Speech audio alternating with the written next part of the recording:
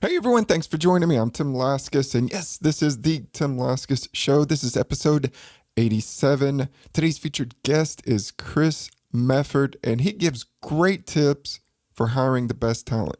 We know there's a lot of crappy people out there that are looking for jobs. No, there's a lot of great people out there. But anyway, he shares some wonderful information for casting that net and bringing in the best. He's all about inspiring others to change. He built a career on driving change at an organizational, community, and personal level. And he started off in marketing and advertising, and he went to school and earned his MBA. And then he ended up building his first company from scratch, and he went from zero to 500,000 in about 12 months. Then he sold it. And then he started working for the Dave Ramsey organization, and he was an executive there. And now Chris is doing some amazing stuff and helping others become successful. So I know you're going to enjoy this interview. Thanks for joining me. The Tim Laskus Show, in search of entrepreneurial gold. Tim digs deep into the minds of his guests, entertaining, down to earth, and informative. Now, here's your host, Tim Laskus. Hey, Chris, thanks for joining me today. Hey, I'm so glad to be here. Hey, I'm glad we got through the little snafu trying to get connected using our recording software, but we finally made it. So what are you doing these days other than work? Right. We all work far too much, right? For sure. I'll tell you, I'm doing a few things. One is I went whitewater rafting with my son through the Grand Canyon. It was like 6 days or 6 nights, 7 days, and you camp outside along the water and they helicopter you out. It was the most incredible experience I've ever done. If you get the chance to do it, take it. They only give out a certain number of passes each year to go through the canyon, and it's hard to hike down to where we're at when you're going. And it was the most amazing experience in my life. Wow, I would love to do something like that. Now, did they make you sign a paper like, we can't guarantee you'll come back after this trip? Yes, actually, Did they really? there have been people who have died, and because when you're in the canyon, I guess the way it works is like there's the south rim you can go to, and then you can go crazy and hike, but it's really difficult to kind of hike down to the canyon. And so, whitewater rafting is one of the only ways you can kind of experience some of these great hikes that are there. And so they'll pull in the boat or the raft, and you'll kind of go out into this hike, and they'll be like, "Yeah, we lost somebody here." Oh a year my ago. goodness. Now Well, it was slippery. I mean, you kind of, not to put any fear in anybody, like you'd have to be really not paying attention and not being careful for that to happen.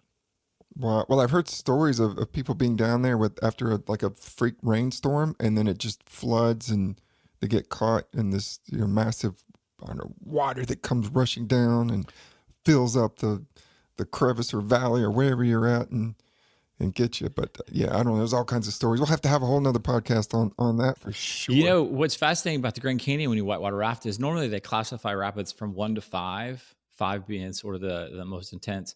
But in the Grand Canyon, which I think is the only place in the world that they do, they classify from 1 to 10 because technically 3 or 4 of the drops they have are classified as falls. Whoa. Serious. So it's not that you go straight over like 90 degrees. It's just over a certain distance. It drops so much. And so, I had fun. There are some much older people on the boat with us that had fun. And so I don't want to scare anybody, but it was amazing. It was intense and it was fantastic. Wow. Well, I'll have to put that on my bucket list for sure. Well, Chris, tell the listeners a little bit about yourself professionally and what are you currently working on? Well, I tell you, right now, I am the COO of a digital marketing company. I kind of work with that in a consulting capacity. They've asked me to come in and kind of help them do some things. But, I've got a great book I've been working on. I do a lot of business consulting and coaching, sort of the soft skills, if you will, and the hiring and firing and creating amazing team cultures and how to quickly sort of advance your career upward. And I just enjoy working with people. I'm a people person, and I think that the soft skills are often overlooked in business school. Yes, for sure. Now, what tell the listeners a little bit about the book that you're working on, or it's coming out soon, or where are you? No, it's coming out. Actually, your listeners, I've got a whole page. If they go to my website, chrismefford.com/dig, they'll be able to download it. They'll be able to get the entire book in the Kindle book and the audio book. It's about 200 plus pages. I got tired of answering the same questions over and over again. Yeah. Which I think is why a lot of people sometimes write books. But, a lot of people, Tim, say, "Hey, I want to work for a great organization. I want to hire great people. I want to get rid of the bad people." And yet, I always ask them the same question: so why haven't you done it? Why are 80% of the people that go into their work every day frustrated with the culture they have in their workplace and frustrated with the people they work with? And so, if everybody wants this amazing culture and these amazing team members, why isn't it happening? Well, do you think part of it is has to do with the litigious society that we live in, that they're afraid of a backlash, of a lawsuit, or some kind of negativity, or that whatever it might be? Yeah, What do you think? I think that could be the case, but honestly, I think it's just one, a misunderstanding of how to achieve it. Two, what operating in that awesomeness, that greatness actually feels like. I use this example, Tim. If you look at, I like football, and so if you look at Urban Meyer, who coaches Ohio State, or you look at Nick Saban at Alabama, and what stands out to me is those two coaches went into Ohio State and went into Alabama respectively, and in their second year they won national titles, and they did it with somebody else's team. And so, what is it that set them apart? Why could the person before them, perform so badly that they got let go, but this person who comes in after them performs so well they actually win a national title? And I think that sometimes we allow good to sort of be okay. Jim Collins wrote a whole book about this, Good to Great. And the reality is, good is the enemy of great. If you're trying to achieve great things, you have to get rid of the good things. You can't be great and just okay with good. And I think we settle sometimes because emotionally making that leap, standing in the gap, holding people accountable, taking the right amount of time to hire, taking the right amount of time to fire, is a misconception, and people screw that up a lot. And so they end up with just average, frustrating teams. Yeah, well, I agree. And as you're talking, I'm thinking about, some of these franchise restaurants that are out there, and, and they hire people to run their restaurant, and they may have paid a million or a couple million for the right to have that restaurant up and running and all of that. And then they have this staff who, to me at times looks like they don't care. And I'm thinking, well, they're just running this restaurant into the ground. And, and they hold on to these people for whatever reason, because, well, right now, and, here in South Carolina, it seems like a lot of people are hiring, and it's tough to find employees. People aren't staying. There's always, we have like the Amazon came in the area, and a lot of the fast food chains and other minimum wage jobs are having a really difficult time because Amazon came in and said, well, we'll pay you $14 an hour to help with our packages and stuff. So do you think that a lot of people just kind of sacrificing quality just to get a body in there because they can't find anyone? Oh, absolutely. And so what happens is then you create a team of people who aren't passionate about what they do, who are only looking for a job. I always say to people, why would you hire so quickly? What's the advantage of that? Yes, you've got to put a body in this position. You've got to get this up. But if you put somebody in there and they do a lousy job and they're there for 3 months or 6 months or 12 months, you got to let them go. You start back from scratch. I used to work in advertising, and we did a lot of printing, and there was always this sign at this print shop that says, nobody ever has enough time to measure it right the first time, but we always have enough time to reprint it and do it a second time. And so if you take your time on the front end, you'll find those people that are passionate. Great companies do it all the time. Zappos did it. I worked for a company, the Dave Ramsey organization, that was voted best place to work in Nashville for 8 consecutive years. It was like, what did they do? They took their time. There's no recipe for success here other than be thorough, be patient, and take your time, and you'll find the great players. Theo Epstein, just to kind of share this story, Theo Epstein, the general manager of the Chicago Cubs, and also the former general manager of the Boston Red Sox, took 2 teams that were perennial losers and won championships with them. And when you asked him what made all the difference, he says, early on in my career, I looked at everybody as a dollar, as a number, as a commodity, as an analytical stat. And then I started to hire people who were seriously passionate about what they did. They believed in baseball. We drafted a guy, and people would ask us, why did you take him? And I took him because he fought back from an injury, and I needed that kind of passion, that kind of fire that would take us to the next level. And so he says, first and foremost, he hires people with character and passion, and not just skills. Right. And as you're talking, my wheels are turning, and I'm thinking about there's kind of 2 levels to this. Is one, yes, you want to hire quality, you want to have somebody that really is a fit within your organization. But then 2 is the managers, supervisors, the leaders of the organization really need to have those people skills that retain them and help nourish that relationship and grow them within the company. Because I think there's so many people that are kind of brought through the different levels within an organization just because they've been there.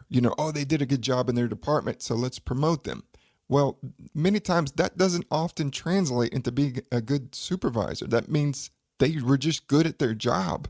And I think so many organizations fail at really helping new supervisors and managers to really learn a new skill set so they can be successful. That's right. The most amazing corporation in America to me is Chick-fil-A. Yes. And here's why. They taught teenagers to be polite. Right.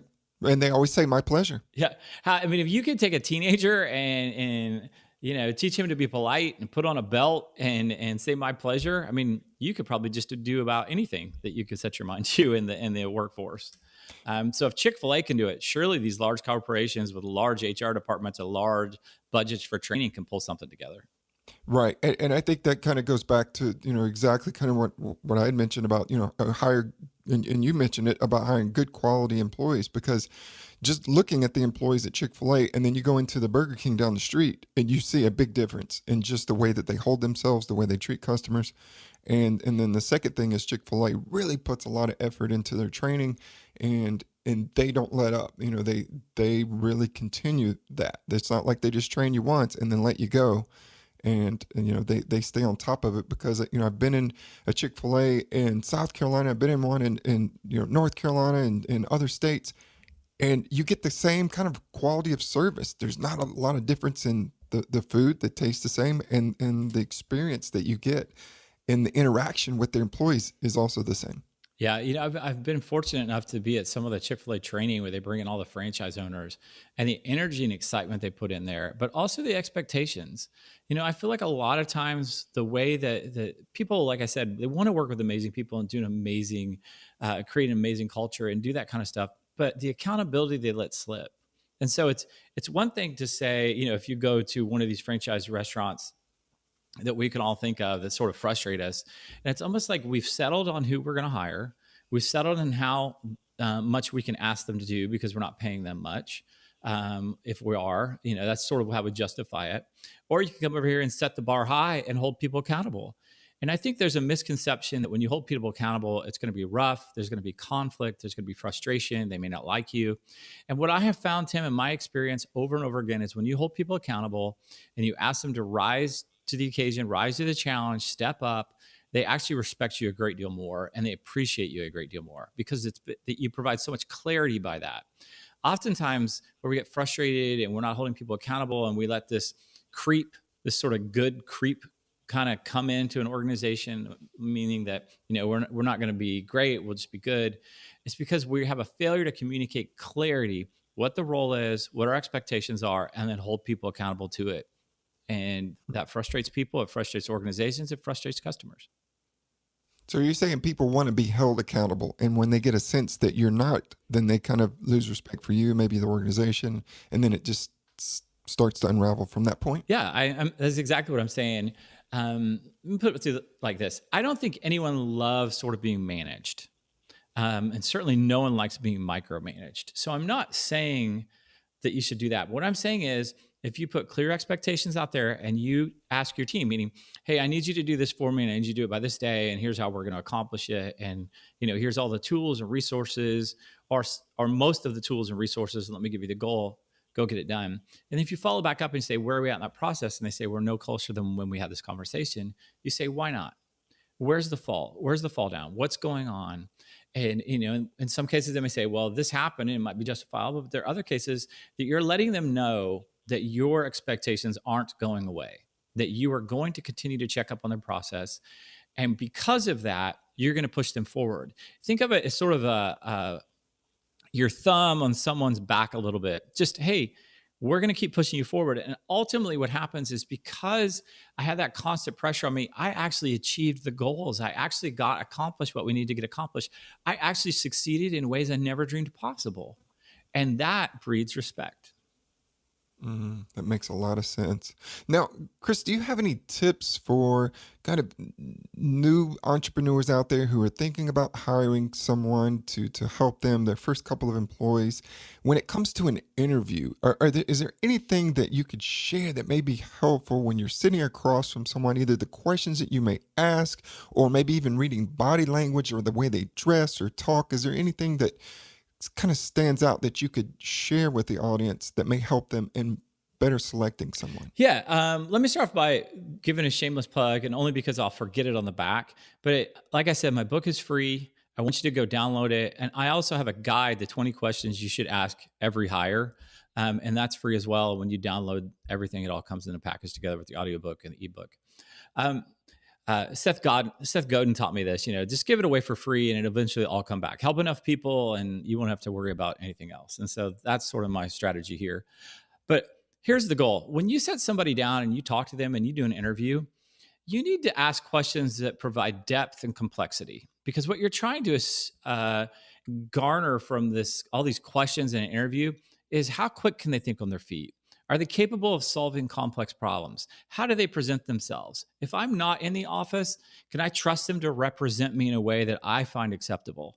And so oftentimes when I start an interview, I actually start it sort of as a like a gymnastics or a figure skating or whatever you will competition. You start off as a 10 and I start deducting points as a result of your answers and how you present yourself and your projection.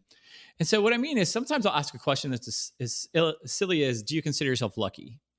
Now, some people will say, well, no, I'm not lucky, or I'm blessed, or whatever they might say. But the reality is that question, I have found people who consider themselves lucky or blessed, or whatever term they use, tend to be prepared for things that happen in life. I might ask them a question, what's the biggest issue facing our country today? And why do you think that? I love this question because it's not just complex and force you to think on your feet. You also don't know my political persuasions.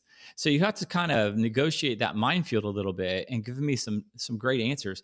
I'll tell you what, I've had guys in my office that answered that question worse than Miss South Carolina did in the pageant that one time. Oh, And no. so it's not a pageant question in a regular sense. It's a sort of an unnerving question that kind of came out of left field.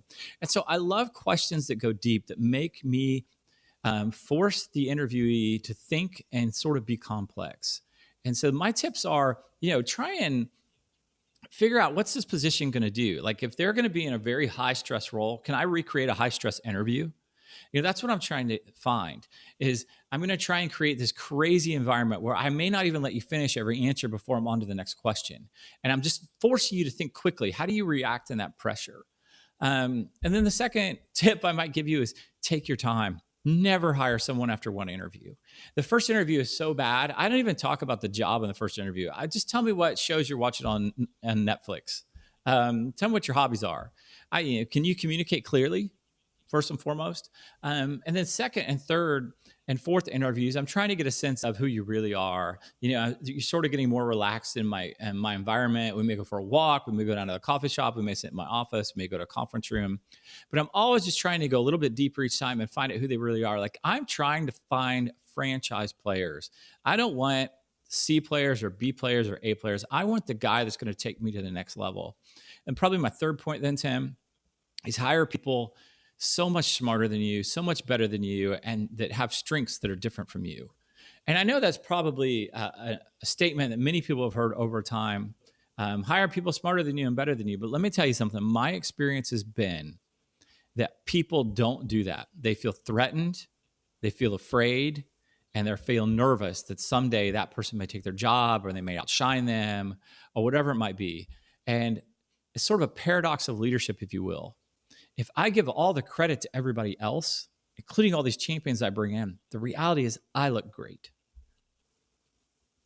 I like that. And I think you're absolutely right.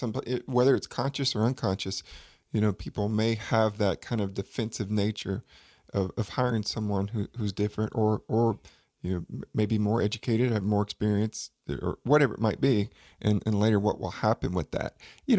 And also in when it comes to psychology of people, research supports that we like others who are similar to us, and when others are different, then there's a different reaction. And so, many times it's unconscious. And so we're looking for people who have similar interests, similar lifestyles, similar family structures, whatever it might be. And then that could be a real issue. And so I like that you kind of brought that up, is, for those who are in that position of hiring, is be conscious about it and look for others who have strengths where you don't. Absolutely. Like there are a few things you can do to prevent that. I have a friend who said, "Hey, if there are two of you in a relationship, there's one of you too many that are just alike." Rather, let me say that again. If there are two of you who are just alike in a relationship, there's probably one of you too many. And I think early on, a lot of us, we always get drawn to people who are like us. Oh, I love that person. She's great. And it's ultimately you're saying that because she's or they or he are just like you. And so I really strategically wanted to hire people who didn't necessarily have my skill set and weren't just like me, because I needed that diversity on the team to make up for my strengths. Because even if they were just like me, that meant they probably had the same problems and weaknesses I had as well. And that would just magnify it. But if I could get someone in here who, for instance, I'm not huge into the details. I'm sort of a big picture, visionary, motivating kind of leader. But dotting the I's and crossing the T's, that wasn't, I knew its importance, but it wasn't just me. I died a little bit every day inside a spreadsheet. And so I needed to surround myself with people who didn't do that, who were able to help me not drop any balls as it related to the details in an organization. And it's important you seek out those people who have strengths where your weaknesses are. Yeah. Now, can you take us back? When did you first become interested in the hiring process, hiring, firing, and understanding, people when they first kind of come into an organization and what happens? When did all this begin for you? I tell you, I don't know that I became interested in it. It sort of found me, if you will. I had taken a team that we had a department that was kind of floundering. I had been put in charge of it. I was doing the marketing at the time, and it was my job to sort of come in and turn things around, and so I immediately knew that the team that was in place wasn't the team that was going to take us forward. But I tried to make sure everyone knew the goal we were trying to achieve. Here's the goals. Here's how we're going to move forward. Here's how we're going to change everything. And so I needed to get a team around me quickly that could kind of rise to the occasion. And so I just naturally started taking my time to hire, and people would laugh at me at how long it would take sometimes to bring our hire in. Sometimes it would be quick, but a lot of times it would be long. And, I put their stuff on my desk, and I might talk to them in a week. I might talk to them in a month, to the point where I finally got comfortable with it. And after a while, people started saying, "Hey, will you help me with my hiring? Hey, can you tell me what you do? How did you find these champions? Why is it you always seem like you create a team that's everyone's excited to work for or work with?" And so I started writing my thoughts down, and I started doing some consulting and started leading some workshops on, hey, here's what I do. It's just sort of second nature to me. But, if you haven't ever thought about doing it this way, you should possibly think about talking about things. For instance, Tim, when I hire someone, I always use this line. "Hey, Tim, we're so excited to possibly have you on the team. I just want you to know that we have this figured out to about 80%, but about 20% of it, we have no idea what we're doing. And so we want you to come on board and kind of help us figure it out." Now, that's a fun kind of statement to make in an interview, but let me tell you, almost every single hire I make comes into my office at some point and says, "I'm so frustrated. It doesn't seem like we have clear direction here. We're not sure exactly what's going on. This person's frustrating me and they don't know what's going on." And I'll sometimes say, "Hey, remember when I told you we didn't have it figured out? I was being honest. So help us figure it out." And you sort of turn their negativity into a positivity.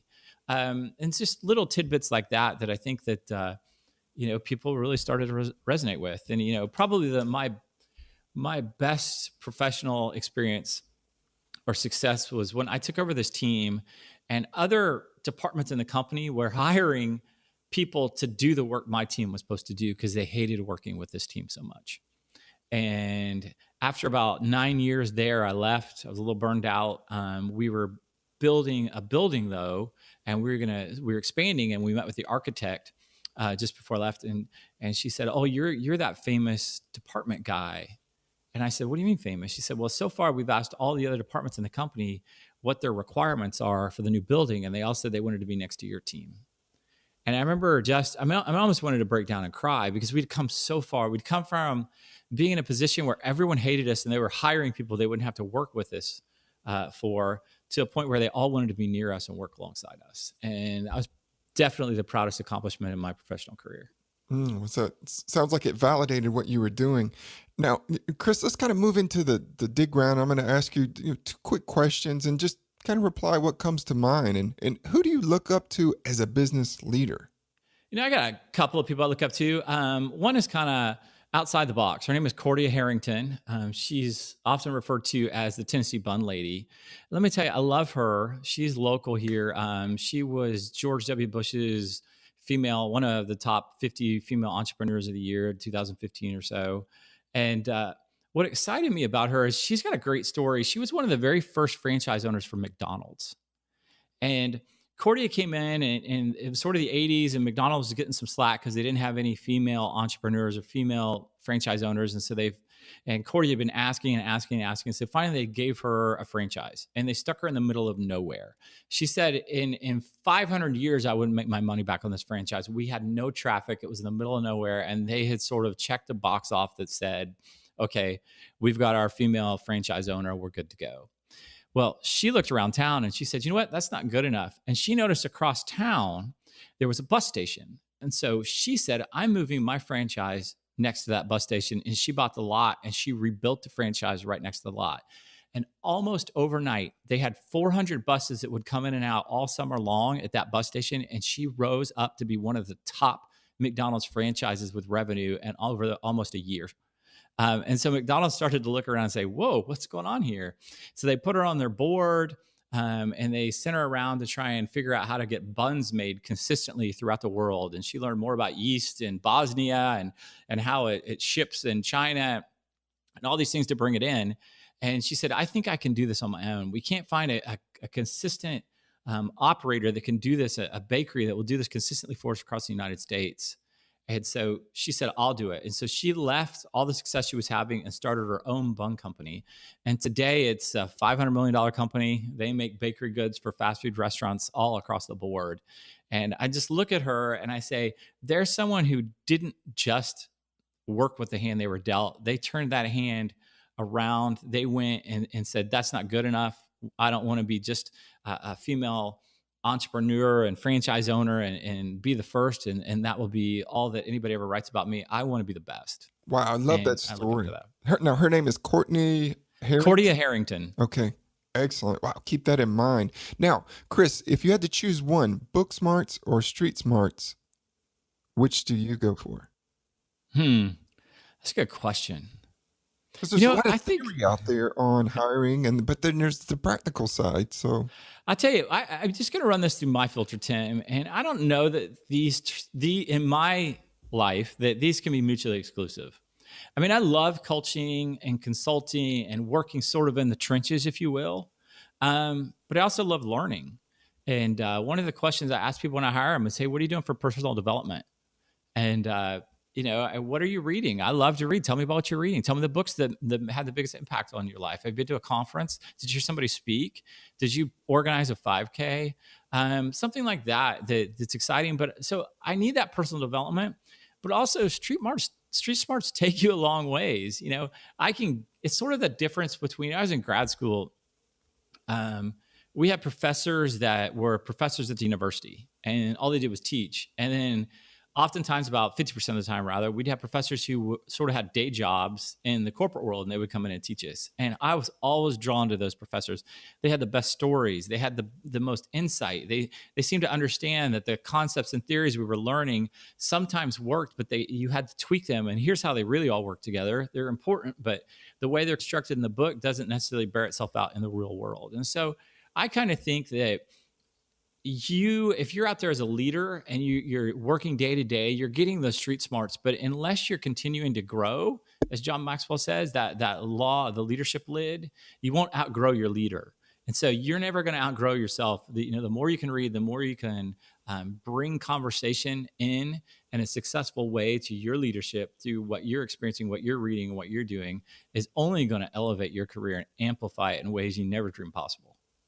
Makes total sense. Now, looking back, Chris, during your years of hiring and just really understanding how to get that perfect fit or as close as possible of someone into an organization. Was there a time when you were left scratching your head going, wow, this person just, I never saw it coming. Where did I mess up? Did I miss something? Have you been in that situation where it caused you to kind of reevaluate everything that you knew? Far too many times. Tim, I think that I look back and some of the people I brought on board just weren't good fits. And I always looked at when I had to remove someone from the team, it was hard on me. It was my fault. How did I let them in the door? How did I not train them properly and set them up for success? What did I miss in the interviewing process that caused these problems, and for this not to work out well? And it was always heart-wrenching when I had to let somebody go, not because of the process itself necessarily, but because of what it meant to me and that I had somehow failed and didn't properly follow the rules or the patterns of what did I miss. And I always learn a little something from each time that I had to deal with an issue like that, letting somebody go. But ultimately, when you let somebody go, in my book, it should never be a surprise. If you provide enough clarity, if you said, hey, here's how we change, if you said, hey, when you break one of these core values, it's, you go, like, no one should ever be surprised or shocked, but you should always continue to work. Because I think the biggest takeaway for issues on the team or when you fire someone is that a lot of people only think the person that's feeling sort of the repercussion is the person you let go. But your team is watching you. They're watching you to see how you let that person go. Did you let him go with dignity? Did you let him go with integrity? Did you just fire him? Were you rude? Did you laugh at him? Did you gossip about them afterwards? Because firing is just as much about the people who are left on the team as the person you let go. And if you do all those things, your team won't be comfortable working sort of in an environment where they can be honest and open and transparent about themselves, because they're always going to be wondering, well, if they let them go like that, if I get let go, what's going to happen to me? And so you want to try and create an environment where everybody is open, where they're transparent, where they feel comfortable. And so when I let somebody go or ask them to leave, they knew that I felt bad. They knew that I somehow failed that person because I put them in a spot and wasn't able to set them up for success. And I wasn't able to work with them. And I brought them on board and put them in a position that didn't allow them to flourish. Now, let me ask you, do you address your team after someone is let go? Like, do you rally people together and say, okay, now Bob is no longer with us? Like, how do you address it, or do you not address it? Well, I think you have to you absolutely have to address behavior that's not conducive to the team. Meaning that if you've got somebody that's not pulling their weight, that actually pulls the team down, even one person. So Tom comes in late all the time. Tom doesn't get his work in on time. Tom's work is oftentimes not up to everybody else's. People see that and they start to lower their standards because they say, well, if he doesn't have to work that hard, if he doesn't have to show up on time, if he doesn't have to be prepared, then why should I? And so you need to address that kind of behavior immediately. That's a good question. I'm trying to think. So basically, it sounds like you're not necessarily going to maybe mention his name, but you're going to have a talk about maybe the situation or some things that were going on. Yeah, I mean, when we leave, it really depended on the position. Ultimately, I wanted to protect the person I let go, meaning that, hey, if one of our core values is we don't gossip, because gossip is demoralizing to the team. It doesn't allow people to be open and honest in a work environment if they're always worried and guarded about what people are going to say about them.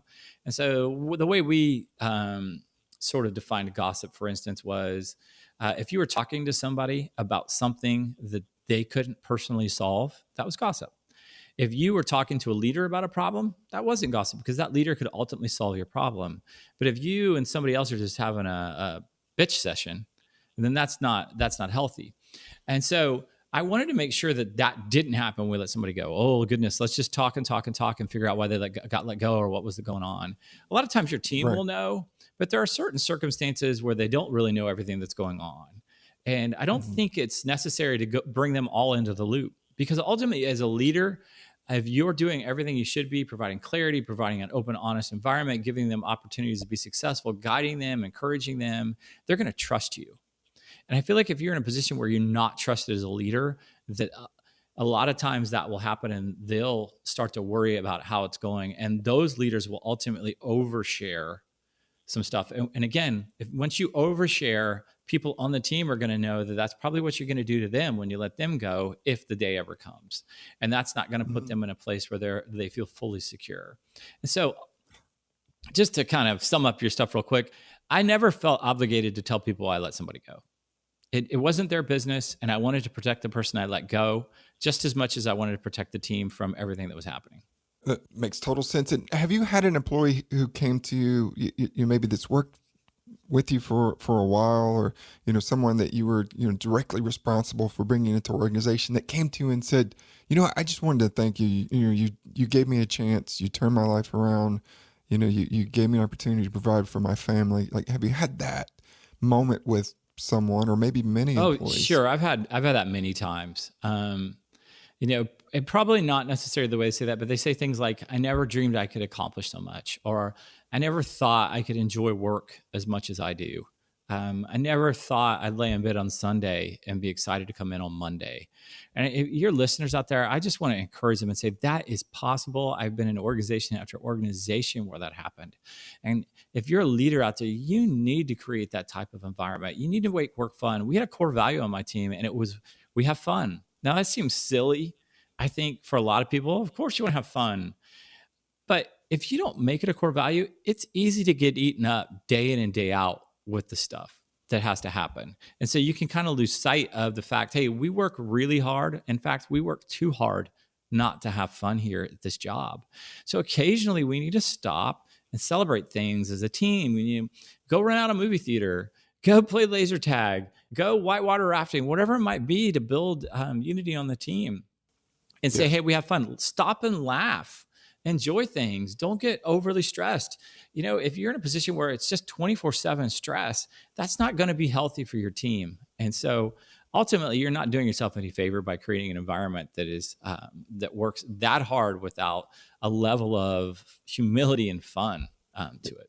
I agree. Life is too short, and we spend many times more time with our fellow employees and employer than we do with our families. So we need to have fun, and it really, it's about the good balance of work and play. And Chris, you've been fantastic on this interview, and unfortunately we ran out of time. But before we go, tell the listeners again where they can get that free copy of your book, and any place on social media that you may be.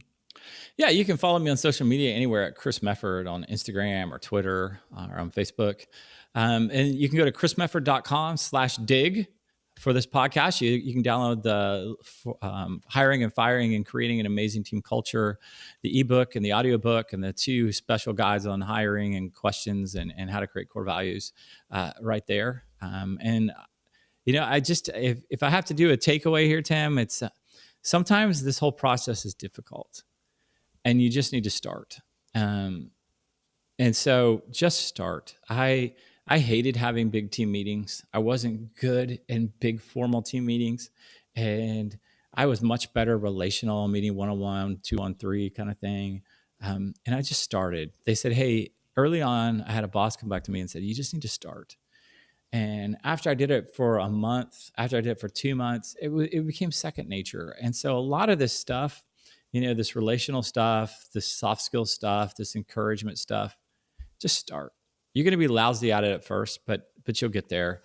And just remember, you're always looking to be great, and good is the enemy of that. Great advice. Thank you very much, Chris. It's been a lot of fun, and I know the listeners really are going to appreciate this content. And I look forward to reading your book. Thank you. Well, thank you very much. I appreciate it. Have a good day. You too. Want more entrepreneurial tips? Go to timlascos.com.